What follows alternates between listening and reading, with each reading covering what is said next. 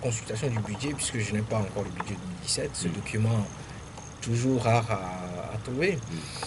Je félicite les politiques de la CDPA qui ont pu quand même accéder à ce document. Alors, en 2016, nous avions une pression de la dette sur le budget qui était évaluée à 24%. Aujourd'hui, si on me parle de 35%, sous réserve de l'analyse que je vais faire moi-même. Que la CDPA. Voilà, ce sont les chiffres de la CDPA. Il faut que moi-même j'analyse en profondeur le remboursement de la dette. Est-ce le remboursement de la dette ou est-ce le remboursement de la dette plus le service, enfin plus les intérêts, c'est-à-dire le service de la dette.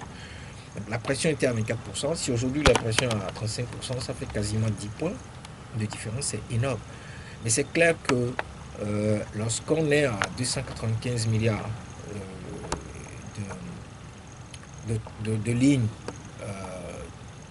en 2016 pour et le remboursement du principal et le paiement des intérêts, et qu'on annonce plus de 300 milliards pour 2017, c'est clair que il y a un problème. Bon, maintenant, la masse salariale, en réalité, pour 2016, c'était autour de 33%. Est-ce 15% aujourd'hui? Je n'en sais rien. Il faut toujours selon le communiqué de la CDPA. Voilà, il faut que moi-même j'analyse les chiffres, les données. Mais il est clair, au jour d'aujourd'hui, qu'une bonne partie de notre budget est utilisée pour rembourser notre dette, qui est aujourd'hui autour de 1800 à 1900 milliards, au détriment des autres secteurs, notamment les investissements qui doivent être opérés pour faciliter la vie des concitoyens, notamment les secteurs sociaux, la santé, l'éducation. C'est clair que nous allons devoir serrer la ceinture pour pouvoir honorer nos engagements vis-à-vis de l'extérieur. C'est ce à quoi les gouvernants nous ont conduits. Nous sommes dans un tunnel noir et personne ne sait vraiment ce qui va se passer. Alors, il sonne maintenant 7h29 et vous, auditeurs, pouvez participer à ce débat en composant le 22 52 47 79 ou le 91 09 71 71. À votre avis, quel bilan économique pour le Togo en 2016? Vos réactions sont également attendues sur la page Facebook de Nana FM. Alors, Dodi Koumounete, aujourd'hui, lorsque vous regardez un peu dans le rétroviseur, est-ce que vous pouvez identifier un certain nombre de points positifs, c'est-à-dire ne serait-ce qu'une ou deux choses que le gouvernement a bien faites en matière de gestion économique et les pires investissements que vous avez pu recenser en 2016? Non, bah, tout ce que je peux relever de positif, c'est ce qui a été fait dans les infrastructures, notamment au niveau de la construction de l'aérogare et puis de la rénovation de l'ancien hôtel du 2 février, tout en espérant que toutes ces infrastructures ont été bâties de façon solide, de manière à ce que la durée de vie de ces infrastructures en termes de maintenance puisse dépasser la durée de vie du paiement de la dette qui a servi à renouveler ces infrastructures. Il faut rappeler à nos compatriotes que au bas mot, il y a eu 50 milliards qui ont été dépensés pour le renouvellement de l'hôtel de février et plus de 75, voire environ 76 milliards, pour l'aérogare. Donc, si ce sont des infrastructures qui ont été bâties de façon solide pour que d'ici 25 ans ou 30 ans, nous n'aurons pas à avoir des soucis, on peut estimer que ce sont des choses positives. Mais pour autant, c'est le service. Et nous avons toujours, avec l'économie, fait comprendre à nos gouvernants que la structure de notre économie, la culture de notre pays ne devrait pas nous inciter à commencer, je dirais, la production de la croissance par le service. Mais c'est ce que les gouvernants ont choisi, en abandonnant le primaire, le secteur primaire et le secteur secondaire, et ils se sont repositionnés au secteur tertiaire. Malheureusement, le secteur tertiaire ne produit pas suffisamment de richesses pour faire face aux besoins des populations. Les secteurs primaires et secondaires sont essentiellement constitués de... le secteur primaire, c'est l'agriculture. Il faut retourner à l'agriculture. Mais malheureusement, nos gouvernants, aussi bien dans la zone UEMOA comme dans la zone CEMAC, ne veulent pas en entendre parler. Le secteur primaire, c'est le minier. Au Togo, nous avons laisser le secteur minier dans la main des étrangers. nous avons toujours suggéré depuis 2 ans qu'il faut récupérer notre secteur minier. Il faut investir dans l'agriculture, la structurer de manière à ce que cette agriculture porte l'économie. Et une fois qu'on aura structuré le secteur primaire, on peut commencer par adosser à ce secteur primaire quelques industries en construisant donc un secteur secondaire. Ce n'est que par ce biais-là que nous allons pouvoir produire suffisamment de richesses pour faire face aux besoins de nos concitoyens. Aujourd'hui, les gouvernants ont choisi d'investir massivement dans le secteur tertiaire, notamment l'aérogare, le port, les hôtels. Aujourd'hui, on est en difficulté, il faut le reconnaître. On est en difficulté. Le revenu annuel des Togolais a baissé, donc de façon automatique, les Togolais ressentent clairement que leur niveau de pouvoir d'achat également a baissé. Et ça se ressent dans le visage des gens. Et par rapport à la fête du Noël, vous constatez clairement que ça n'a pas été ce que ça devrait être. Voilà.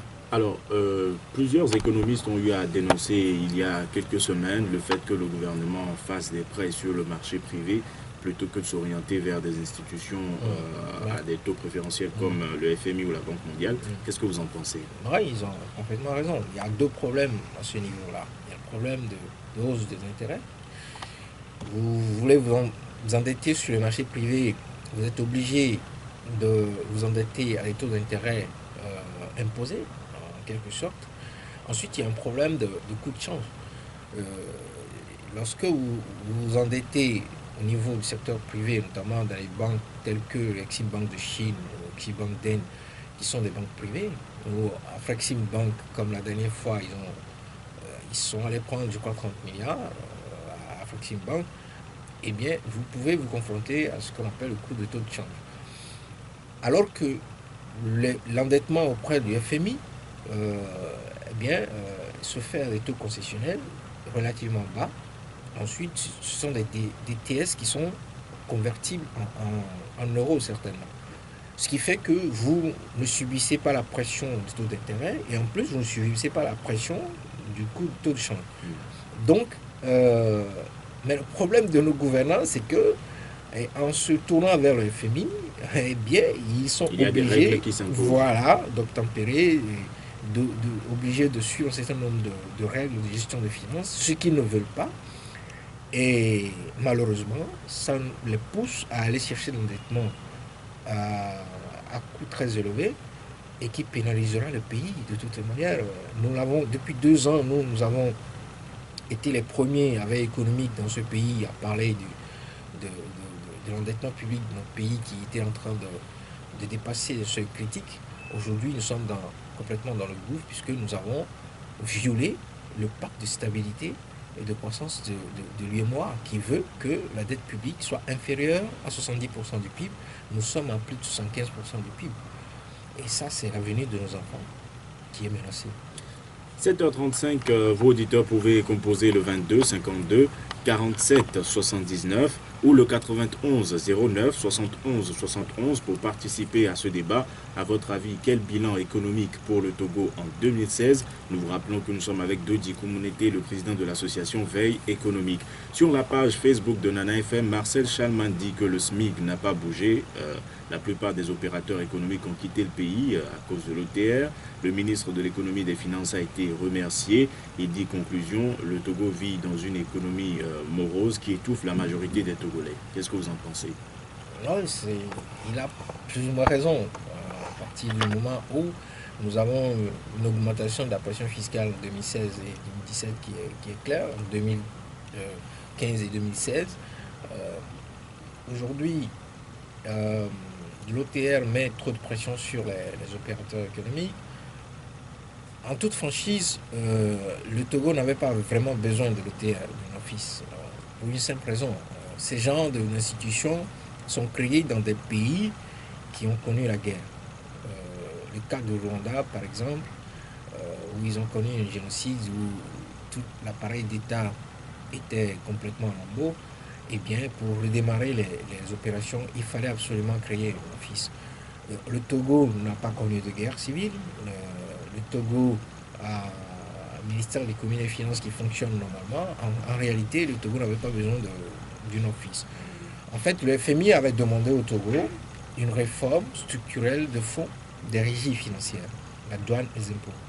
Et il suffisait tout simplement de faire ces régimes, ces réformes structurelles.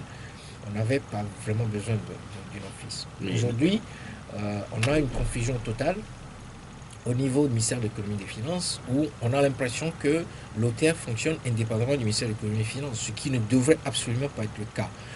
En plus, on a l'impression que c'est l'OTR qui veut maintenant élaborer la loi des finances de ce pays, concevoir les niches fiscales, un certain nombre de bases fiscales, ce qui ne devrait pas être le cas. C'est le ministère de l'économie et des finances, sous la supervision du Premier ministre et du président de la République, qui doivent impulser les réformes fiscales. dans une certaine mesure, l'OTR a-t-il contribué à faire diminuer les détournements de fonds, des impôts qui ne sont pas payés ou toutes les malversations dont on a pu entendre parler par le passé lorsque les services fonctionnaient indépendamment? Bon, je n'en sais rien, c'est possible. De toute façon, ce sont des institutions qui font leur rapport uniquement au président de la République, alors que toutes les ressources qui sont en train de gérer, ce sont des ressources du peuple qui nous appartiennent. Ils devraient normalement nous faire aussi des rapports, publier des rapports sur la gestion des ressources du pays. C'est justement l'avis d'à côté. Ça ne se fait pas. C'est justement l'avis d'à côté qui pense que le bilan économique du Togo en cette fin d'année est négatif. Le Togo aurait un meilleur bilan si régulièrement les comptes des dépenses étaient faits. Ah oui, dans ce pays, on a décidé systématiquement de ne rendre compte aux personnes, au peuple, sauf à son excellent président de la République. Donc, au jour d'aujourd'hui, personne ne peut vraiment savoir si l'OTR a bouché ce que nous appelons des trous budgétaires. On fait une augmentation effective année après année du budget. On a l'impression que c'est effectivement un certain nombre de ressources qui étaient dilapidées, qui sont réintroduites dans le circuit du Trésor. Mais en tout état de cause, il n'y a absolument aucun rapport clair publié sur des sites internet qui le prouvent. On nous demande d'écrire pour demander des rapports. Moi, je l'ai dit, je le répète, je suis un citoyen togolais. Je n'ai pas à écrire à qui que ce soit pour demander des rapports sur la gestion des finances publiques. Parce que l'argent qui est géré, je le répète, appartient au peuple togolais, pas à un gouvernant ou à un parent de gouvernant. Les ministres, les salaires que perçoivent les ministres sont payés par les Togolais. Aucun ministre n'est venu à son poste avec un sac dans la main où il y a des billets dedans en nous disant que c'est son père qui lui a donné l'argent pour payer ce salaire. Les salaires que perçoivent les ministres, que perçoivent les gouvernants, ces salaires sont payés sur le dos du contribuable. Donc le peuple a droit à des comptes. Il faut absolument que les gouvernants comprennent qu'il est temps qu'ils rendent compte. Ils ne peuvent pas continuer par nous mettre le couteau sur la gorge, le fusil sur la tempe et refuser systématiquement de rendre compte au peuple togolais de la gestion des finances publiques. Sur la page Facebook de Nana FM, Edo Assignon dit que le bilan économique pour cette année est vraiment mitigé. Il dit que son pays n'a rien glané sur le plan économique, plutôt des dépenses sans planification. On investit dans des secteurs qui ne répondent pas. L'exemple des milliards débloqués pour la route Lomé-Vogan en Foin. Vous pensez que le gouvernement ne fait pas de bonne planification comme cet internaute? Aucun pays africain ne fait de planification. La preuve, nous sommes en retard sur la planète. L'Afrique est en retard. Pour une simple raison, c'est que les gouvernants des pays africains ne font pas de planification, a fortiori le Togo n'en fait absolument aucun. On a quand même un ministère chargé de la planification. Bien sûr qu'on a un ministère chargé de la planification. Vision Togo 2030. Écoutez, ce sont juste des discours, des documents. Vous avez la SCAP, on est en train d'abandonner la SCAP. On s'est rendu compte qu'elle est inopérationnelle. La SCAP avait prévu, par exemple, en 2017, on aura un taux de croissance économique de 7,5% pour sa version accélérée. Ça, les Togolais ne le savent pas. C'est ce qu'ils avaient prévu dans le document de la SCAP. Au jour d'aujourd'hui, on nous parle de 5% de taux de croissance en 2017. 2,5% de ce qui veut dire qu'il y a 2,5 qui sont partis. Enfin, les résultats ne sont pas au rendez-vous. Donc, si les Africains faisaient de la planification, le Nigeria ne serait pas dans la situation dans laquelle il se trouve. La CEMA, qui est aujourd'hui au bord du gouffre, où on dit qu'il peut y avoir une dévaluation du franc CFA, ne serait pas dans cette situation si les gouvernants africains font de la planification. Donc au Togo, il y a absolument aucune planification. S'il y avait de la planification, au moins dans le secteur agricole, on aurait une augmentation de la production qui serait triplée ou quadruplée sur les 10 dernières années, ce qui n'a pas été du tout le cas. Donc, le ministère de la planification existe, je ne sais pas ce qu'ils font, c'est à eux seuls de dire au peuple ce qu'ils font exactement. Bernabé Seloufior sur la page Facebook de Nana FM dit qu'une économie basée sur l'exploitation des matières premières n'apporte pas de valeur ajoutée, elle favorise plutôt la création de sous-emplois. Ça c'est clair, c'est ce que malheureusement les gens sont en train de découvrir dans la zone CEMAC, lorsqu'ils ont, les chefs d'État ont commencé par le courir. Ceux qui prônaient la sortie du franc CFA reviennent sur leur position et se rendent compte du jour au lendemain que les bases ne sont pas assez solides voilà, pour sortir il faut, M. Paul Biya, dans son discours, fait comprendre qu'il faut élargir l'assiette fiscale. Je suis désolé, ça fait plus de 30 ans qu'il est au pouvoir, et c'est maintenant qu'il se rend compte qu'il faut élargir l'assiette fiscale. Maintenant que les pays sont au bord du gouffre. Donc voilà, on a un véritable problème de gouvernance dans notre pays, et malheureusement, ces gouvernants refusent systématiquement de quitter le pouvoir lorsqu'ils perdent les élections. Ils prennent des armes sur le peuple, ils refusent systématiquement de quitter le pouvoir, mais ils refusent également de travailler. Ça joue également sur l'économie? Mais bien sûr, puisque c'est le politique qui prendra la décision. Je peux vous certifier que M. Paul Biya, M. Idriss Déby à la tête de ce pays, il n'y aura jamais de l'élargissement de l'assiette fiscale. C'est eux qui doivent prendre la décision. La décision finale revient au gouvernant, au président de la République. Alors, le problème, c'est que pour résoudre un problème d'élargissement fiscal, il faut avoir une forte légitimité. La question est de savoir si tous ces pays, le Gabon, le Cameroun, le Tchad, la Centrafrique et autres, le Congo-Brazzaville, est-ce qu'ils ont la forte légitimité nécessaire aujourd'hui pour faire une réforme fiscale de fond, élargir l'assiette fiscale? Je n'en sais rien. En tout cas, je n'en suis pas convaincu. Alors, ces derniers mois, on assiste au Togo à un certain engouement pour les nouvelles technologies. On parle de start-up, on parle d'entreprises innovantes, d'applications et autres. Qu'est-ce que tout cela vous inspire? Rien du tout. Je vous dirais même que les Africains ont cette ingéniosité de placer toujours le bœuf après la charrue. C'est ce qu'on dit, non? Il ne faut pas mettre la charrue avant le bœuf. Voilà, la charrue avant le bœuf.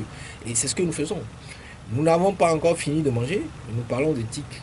Nous parlons de quoi? De gouvernement, des trucs bizarres. Alors qu'on nous demande tout simplement de faire de l'agriculture, on refuse. Et pour moi, ce sont juste des discours pour embourber les gens, bluffer les gens, faire croire qu'on est en train de bosser alors qu'on ne fout absolument rien du tout. Nous avons de la terre qui est aujourd'hui convoitée par toute la planète. Retournons à la terre, faisons l'agriculture, nourrissons nos populations. Et après, on parlera de e-gouvernement, de e-tech, ou tout à n'en plus finir. Alors, nous rappelons encore une fois aux auditeurs que si vous partagez ou non l'avis de Dikou Mounété, le président de l'association Veille économique, vous pouvez composer le 22 52 47 79 ou le 91 09 71 71 pour partager avec nous votre avis. Vos réactions sont également attendues sur la page Facebook de Nana FM. Alors aujourd'hui, vous insistez sur l'importance de l'agriculture dans le développement économique d'un pays. Ouais. Pour booster l'agriculture au Togo aujourd'hui, que faut-il faire? Parce que le gouvernement a quand même un certain nombre de mesures où on parle d'accompagner des jeunes producteurs, des prêts sont disponibles, des trucs qui tournent autour de 300 000 francs avec la NPGF qui va au-delà. Que pensez-vous qu'il faudrait faire en plus? Alors, je crois qu'il faut être franc. Le premier problème se trouve au niveau des hommes. Il faut trouver des hommes compétents et mettre à la tête des départements. Aujourd'hui, M. Agadazi, avec tout le respect que je lui dois, je ne suis pas sûr qu'il soit suffisamment compétent pour conduire l'agriculture togolaise, pour opérer les réformes structurelles de fond qui permettront à cette agriculture de relever la tête. Et je donne juste un exemple. Il nous faut ce que nous appelons un modèle de croissance sectorielle dans le domaine agricole. Est-ce que M. Agadazi peut comprendre ce qu'on appelle le modèle de croissance sectorielle? Est-ce qu'il peut, lorsqu'on lui produit un tel modèle, l'analyser, le comprendre et pouvoir l'exécuter. Il lui avait posé la question. La réponse est non, il n'a pas le niveau pour ça. Donc le problème se trouve d'abord au niveau des hommes. Il faut les bons hommes. Une fois qu'on a les hommes, eh bien, il faut d'abord retourner au règlement du problème foncier. Et ce problème foncier va être réglé que lorsque vous avez une forte légitimité, vous avez la capacité d'aller discuter des yeux dans les yeux avec les agriculteurs, avec les propriétaires des terres, pour permettre à ces agriculteurs d'avoir les terres nécessaires. Ensuite, il faut une modernisation de l'agriculture. Il ne faut pas qu'on dise, comme on l'a mis dans la SCAP, on remette ça dans ce qu'ils appellent aujourd'hui le PND qui est en conception, le programme national de développement qui est en conception. Ils ont malheureusement mis dans la SCAP qui a modernisation de l'agriculture sans nous préciser exactement le nombre de tracteurs qu'il faut acheter. Donc au jour d'aujourd'hui, nous devons savoir exactement le nombre de tracteurs qu'il faut acheter pour moderniser notre agriculture et rendre moins pénible l'exercice de l'activité agricole. Ensuite, il faut les deux autres travailler sur les deux autres niveaux, notamment le niveau de rémunération des agriculteurs qui doit leur permettre d'avoir plus de motivation, et puis le niveau de redistribution de la production agricole. Donc, facteur de production, rémunération de ces facteurs, et puis distribution des produits agricoles. Voilà les trois points essentiels sur lesquels il faut travailler. Bon, maintenant, est-ce que M. Agadazi, le ministre Agadazi, a les moyens intellectuels pour faire économique peut-être aussi, puisqu'on parle d'endettement. Alors, ah oui, bien sûr, il y a également le problème économique, puisqu'il y a le pays, malheureusement, est surendetté. Il y a cette phrase ou cet argument que les Togolais répètent à longueur de journée quand ça ne va pas, c'est que l'argent ne circule pas, c'est ce qu'ils disent littéralement. Et sur la page Facebook de Nana FM, Benjamin Akakpo, il dit la même chose, il dit que l'argent ne circule pas. En fait, parlons en matière économique, qu'est-ce que ça veut dire quand on dit que l'argent ne circule pas? Pourtant, les gens achètent et revendent, des salaires sont payés. Qu'est-ce que cela veut dire concrètement quand on dit que l'argent ne circule pas? Je pense que les concitoyens ont l'impression que l'argent ne circule pas tout simplement parce qu'ils ont perdu énormément au niveau du pouvoir d'achat. C'est-à-dire que vous vous rendez compte que ce que vous achetez il y a 2 ou 3 ans avec 10 000 francs, vous êtes obligé aujourd'hui de dépenser 15 000 francs pour l'acheter. Et donc, en quelques semaines, le salaire que vous percevez ou le revenu que vous avez disparaît. Et une fois que le revenu disparaît au bout de quelques jours, eh bien, les 20 ou 25 derniers jours du mois, il n'y a quasiment plus de dépenses puisque le revenu est quasiment parti. C'est un peu ça. Sinon, le niveau de la masse monétaire du Togo est l'un des plus élevés de la zone. Et moi, nous sommes jusqu'à 58% du PIB en termes de masse monétaire. Ce que nous avons analysé dans le dernier document du FMI, c'est que ce niveau de masse monétaire ne se traduit pas au niveau du PIB.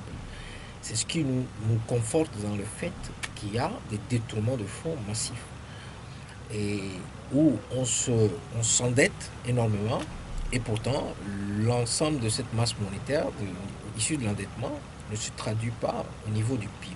C'est-à-dire qu'au lieu de circuler, l'argent est parqué à des endroits comme il y a une partie qui est parquée, il y a une partie qui est sortie du pays.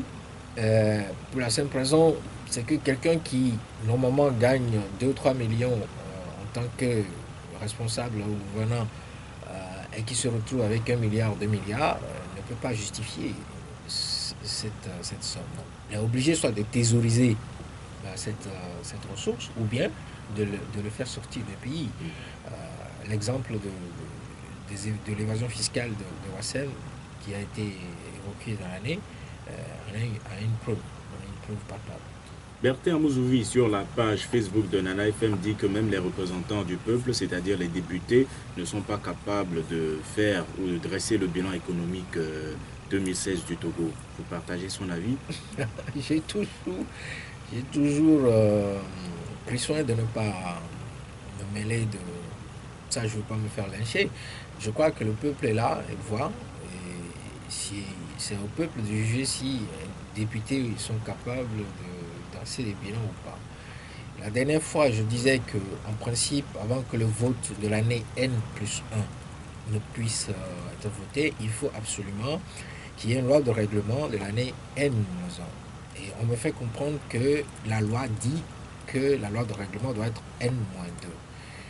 Alors, je n'ai pas voulu trop discuter là-dessus, mais lorsqu'une loi est mauvaise, il faut la changer. Le principe de gestion des finances, le principe de la gestion budgétaire veut, pour des conformités d'évolution macroéconomique et surtout de tout ce qui est niveau de prix, veut que la loi de règlement soit un règlement N-1. C'est-à-dire que pour voter le budget de 2017, nous sommes en 2016, il faut absolument qu'on ait au moins jusqu'au mois de septembre la loi de règlement provisoire de 2016. Il faut qu'on sache exactement ce qui s'est passé. Vous ne pouvez pas voter un budget de 2017 sur la base d'une loi de règlement de 2015. Parce qu'entre 2015 et 2017, le taux d'inflation, par exemple, a progressé. Il y a beaucoup de paradigmes qui ont changé. Vous ne pouvez pas vous baser sur... Parce que le principe de la loi de règlement, c'est vous permettre d'avoir une idée sur ce qui s'est passé dans l'année et de pouvoir prévoir ce qui peut se passer dans l'année N plus 1. Maintenant, si vous vous basez sur l'année N moins 1, ça pose problème. Mais on nous dit que c'est la loi qui le veut. Je pense qu'il faut réfléchir sur cette loi. Ou bien on veut travailler, ou bien on ne veut pas travailler. Les gouvernements doivent absolument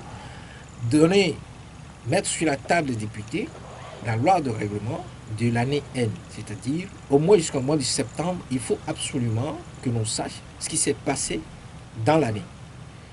Pour que les députés puissent se baser sur ces chiffres et dire oui ou non sur l'ensemble des allocations qui sont projetées pour l'année 2017. Alors, est-ce que vous pensez qu'il y a énormément de failles au niveau des institutions de contrôle? L'Assemblée nationale pourrait en faire partie, puisqu'ils ont la prérogative, les députés, d'interpeller sur un certain nombre de questions. La Cour des comptes, on en parle depuis plusieurs années. Vous pensez que ces institutions, dans leur travail, arrivent à permettre au Togo d'avoir un niveau assez satisfaisant économiquement? Non, bien sûr que non.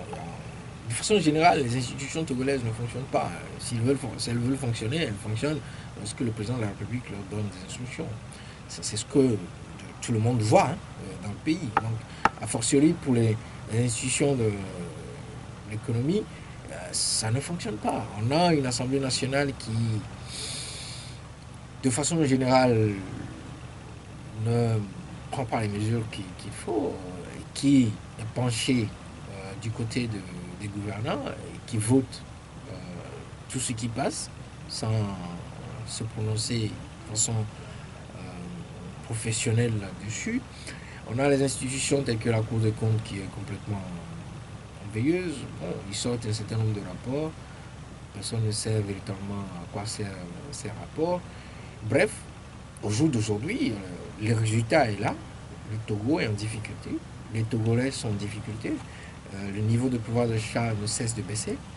Et en 2017, malheureusement, on va encore être en difficulté. Alors justement, nous ne sommes pas... vos prévisions pour 2017, dans l'ordre actuel des choses, qu'est-ce que vous annoncez pour 2017?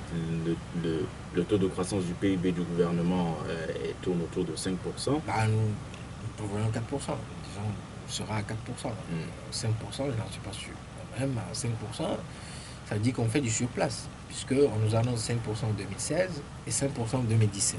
Donc ça veut dire qu'on fait du surplace. Lorsqu'on est obligé, comme le communiqué de la CDPA confirme, si effectivement c'était le cas, 35% du budget consacré à la dette, je ne vois pas où on va aller chercher de la croissance. On est en réelle difficulté. Les gens ont annoncé ce genre de difficultés dans la zone CEMAC. Les chefs d'État, les oreilles bouchées, les yeux fermés, ont refusé d'entendre quoi que ce soit, de tenir compte des propositions que les sociétés civiles font, puisque eux-mêmes, ils ont leur propre société civile, ils construisent toujours leur propre société civile. Au jour d'aujourd'hui, ils sont en train de courir, ils n'ont qu'à se Aujourd'hui, dans la zone UEMOA, heureusement, on a un certain nombre de pays qui font quelque chose de sérieux. La Côte d'Ivoire, le Bénin, etc., le Sénégal, qui ont des finances publiques qui sont plus ou moins assainies. Ce qui fait que le Togo, qui est un peu mauvais élève, qui viole tous je dirais, les critères de convergence, eh bien, les autres nous portent pour le moment. Mais on voit que la densité de notre économie a fortement baissé, que les opérateurs économiques sont démoralisés, il n'y a plus de confiance entre le peuple et le gouvernement, et ce sont des facteurs qui ne sont pas de nature à nous permettre d'avoir un taux de croissance économique acceptable. Alors nous approchons de la fin de cette émission. Qu'en est-il du taux de chômage? Personne ne le connaît. Voilà, justement, aujourd'hui, même les premiers responsables de l'Agence nationale pour l'emploi regrettent le fait qu'il n'y ait pas de chiffres disponibles, fiables, parlant de chômage, de sous-emploi et autres. N'est-ce pas grave? C'est grave. Vous avez tout à l'heure parlé de la planification. Voilà. Lorsqu'on n'a pas les chiffres du taux de chômage, quel genre de planification voulez-vous que les gens arrivent à faire? Donc, si on vous parle de planification, c'est du pipeau. Il n'y a aucune planification. Puisque les statistiques de base qui doivent permettre d'élaborer cette planification n'existent même pas. Au jour d'aujourd'hui, personne ne sait quel est le taux de chômage du pays. Je dis toujours que personne ne sait quel est le niveau de la population active. Parce que pour arriver à l'élaboration, à l'évaluation du taux de chômage, il faut d'abord savoir le taux d'emploi. Le niveau de la population active. Personne ne le sait. Alors, je ne vois pas comment on peut élaborer des planifications lorsqu'on ne connaît même pas le niveau de la population active. Quel serait alors votre mot de la fin pour conclure cette émission? Bon, je dirais, malheureusement, nous n'avons pas eu de questions de l'extérieur, ça fait la seconde fois. Uniquement des réactions. En fait, cela traduit également, un internaute l'a dit, Bertin Moussouvi l'a dit que si les députés sont incapables, c'est ce qu'il pense, de dresser le bilan économique du pays, alors qu'en serait-il des citoyens? Cela traduit également un niveau de maîtrise, de connaissance d'un certain nombre de sujets. Non, c'est possible. C'est regrettable, mais bon, ce que je dirais, c'est de demander à nos concitoyens de vraiment prier. Prier, parce que le Togo est dans une situation difficile. Je ne cesse de le répéter, je ne suis pas alarmiste. Et de s'intéresser surtout à la chose économique, de chercher à savoir. Oui, c'est vrai que la population est désabusée, se cherche. Bon, mais de prier pour le Togo, parce qu'on va au-devant des difficultés sérieuses. Et je souhaite une bonne et heureuse année à nos concitoyens et que la divine providence veille sur nous et marche à nos côtés. Nous disons merci de Dodi Koumounete. Je rappelle que vous êtes le président de l'association Veille économique. Merci d'avoir accepté notre invitation. Ce débat ainsi s'achève. Merci à vous auditeurs de l'avoir suivi. Merci à vous qui avez réagi via la page Facebook de Nana FM. Stan Teko était à la mise en onde. Je suis Antoine Afanou. Nous vous donnons rendez-vous demain matin dès 7h15 pour un nouveau débat. Très bonne journée à vous.